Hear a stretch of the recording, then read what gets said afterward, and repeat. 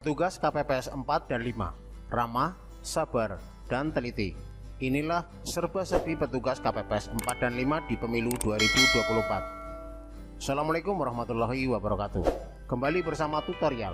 Kali ini kita akan membahas lebih mendalam tentang tugas KPPS 4 dan KPPS 5. Sebagai resepsionis, KPPS 4 dan 5 tentunya harus ramah dan menyenangkan. Dan tugasnya yang untuk check and cross check, yaitu proses pemeriksaan atau pengecekan yang bertujuan untuk memastikan keakuratan data, mengharuskannya untuk teliti dan sabar. Bila mengacu pada buku panduan KPPS tahun 2014, petugas KPPS akan bekerja sendirian. Tetapi bila mengacu pada buku panduan KPPS tahun 2019, petugas KPPS akan bekerja bersama KPPS 5. Maka yang akan kita jadikan rujukan adalah buku panduan KPPS tahun 2019. Karena posisi KPPS 6 bisa membackup bilik suara dan kotak suara. Sementara bila KPPS 4 bekerja sendirian dengan tanggung jawab yang besar, tentu makin besar juga resikonya. KPPS 4 dan 5 harus memahami apa itu DPT, DPTB, dan DPK, serta DPKTB. Penjelasan singkatnya adalah begini. DPT merupakan singkatan dari daftar pemilih tetap. Maksudnya daftar pemilih tetap adalah warga yang memiliki hak pilih sesuai keputusan KPU. Simpelnya, warga yang telah didaftar dan mendapat undangan C6 untuk mencoblos di TPS yang mengundang. Jadi kalau undangan C6 yang diterima bukan pada TPS yang dimaksud, maka pemilih diarahkan untuk mencoblos di TPS sesuai alamat TPS yang ada di undangan C6.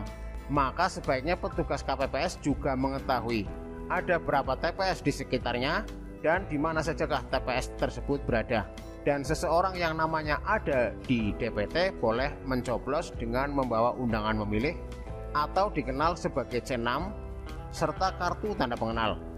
Setiap undangan C6 yang diterima oleh KPPS harus dicocokkan dengan lembar DPT dan diberi tanda pada lembar DPT tersebut. Cara cross-checknya adalah cek 4 nomor belakang NIK pada model C6 dengan kartu identitas atau KTP. Kemudian kalau sama, KTP dikembalikan kepada pemiliknya. Lanjut dicek nomor DPT dengan nomor DPT yang ada pada model C6, lalu samakan namanya. Tujuannya adalah untuk menghitung berapa jumlah DPT yang sudah memberikan hak suaranya dan menghindari bila mana ada orang yang menggunakan hak pilihnya lebih dari satu kali, sehingga kita punya bayangan sudah berapa persenkah yang sudah memberikan hak suaranya. Hasil ini juga menjadi acuan atau cross check antara jumlah lembar C6 yang diterima, jumlah daftar DPT yang dicontreng, jumlah daftar DPT yang dicontreng, jumlah daftar DPTB yang dicontreng, ditambah jumlah DPK dan jumlah surat suara yang ada di tiap-tiap kotak suara. Semua harus sama jumlahnya.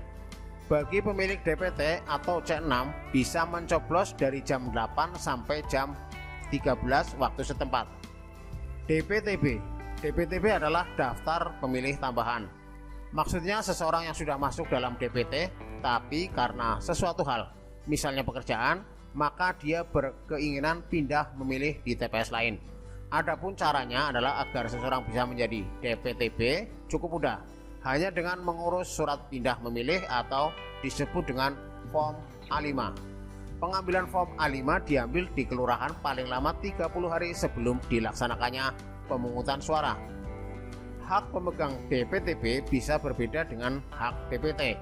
Bila DPT berhak mendapatkan 5 kartu suara, maka hak DPTB disesuaikan dengan dapil pemilik DPTB.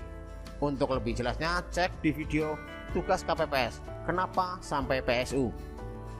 Walaupun DPTB juga diberikan waktu mencoblos mulai jam 7 sampai 13 waktu setempat, tetapi bila jumlahnya tidak banyak, sebaiknya diberikan waktu setelah jam 12. Tujuannya adalah untuk memudahkan petugas KPPS dalam menginput data atau agar form A5 tidak tercampur dengan C6 atau malah ketukar. Harusnya dicari di DPTB malah yang dibuka DPT karena lagi banyak yang ngantri misalnya. Saat ingin mencoblos, warga yang berstatus DPTB wajib menunjukkan kartu tanda pengenal dan menyerahkan form A5.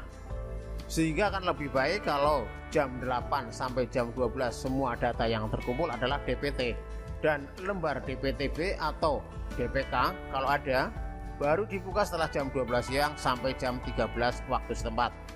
Untuk hak suara yang dimiliki oleh pemilik DPTB bisa dituliskan di balik form A5.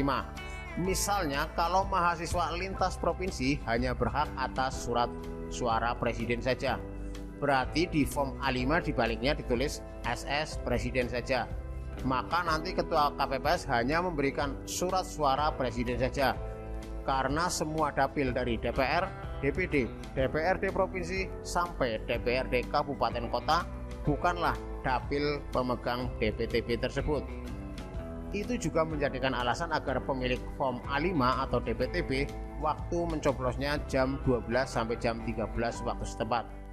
Sebab bila sampai lolos atau pemilih yang hanya berhak mendapatkan 1 surat suara ternyata mendapatkan 5 surat suara, bisa pemilihan suara ulang atau PSU loh.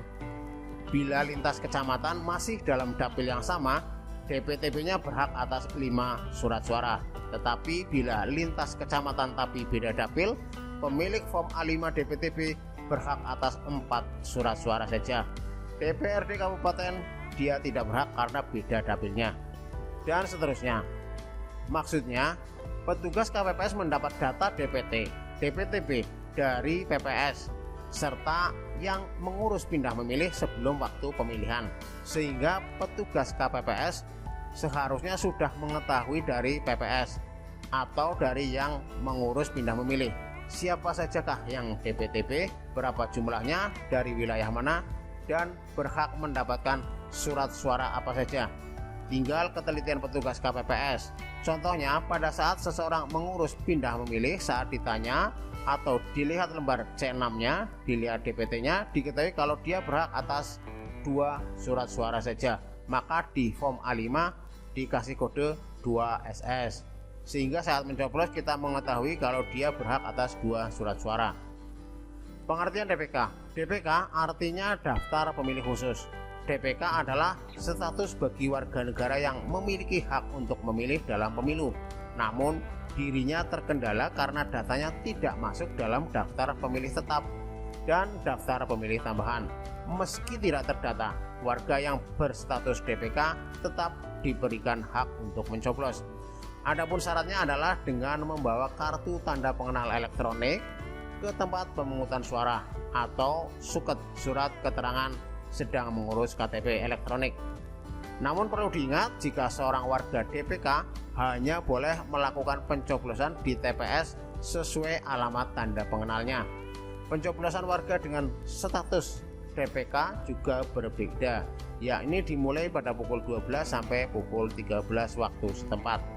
Contoh kasus, bila ada anak SMA datang ke TPS di lingkungan dia tinggal dan ingin mencoblos yang ternyata dia tidak terdaftar di DPT dan DPTB, tetapi dia membawa surat keterangan sedang membuat KTP, dan setelah dicek ternyata dia ulang tahun yang ke-17 adalah 2 hari yang lalu, maka dia sudah berumur 17 tahun 2 hari, sehingga dia sudah mempunyai hak untuk mencoblos, maka dia masuk ke dalam status DPKTB.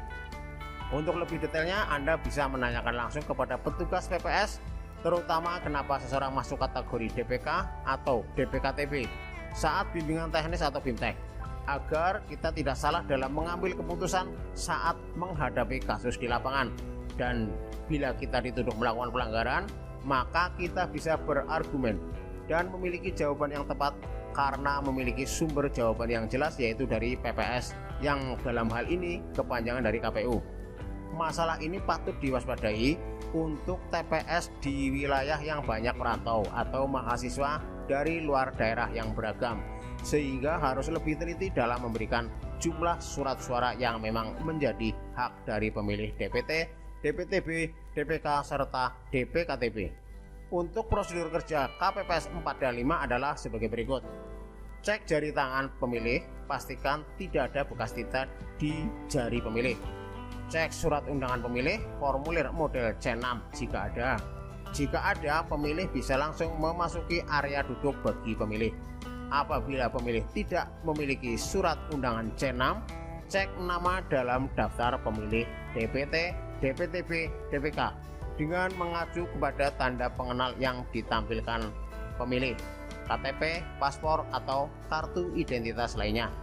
Apabila namanya tercantum dalam daftar, pemilih bisa langsung memasuki area duduk bagi pemilih.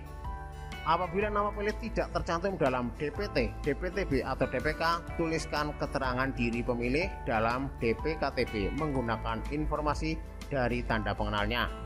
Para pemilih ini baru boleh memilih setelah jam 12 siang.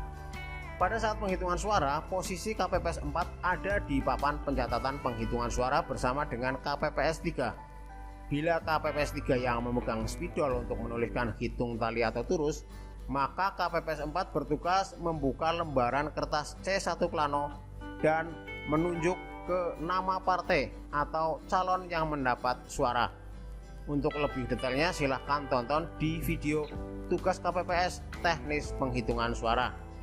Dan pada saat penghitungan suara, KPPS 5 bertugas melipat kembali dan memisahkan antara surat suara sah dan tidak sah yang telah dibacakan oleh Ketua KPPS, karena nantinya akan dibungkus terpisah dan dimasukkan kembali ke kotak suara untuk dikembalikan ke PPS.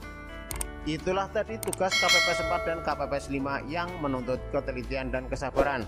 Semoga bermanfaat. Jangan lupa untuk menekan tombol subscribe, like, dan memberikan komentar yang positif. Terima kasih sudah menonton hingga akhir. Wassalamualaikum warahmatullahi wabarakatuh.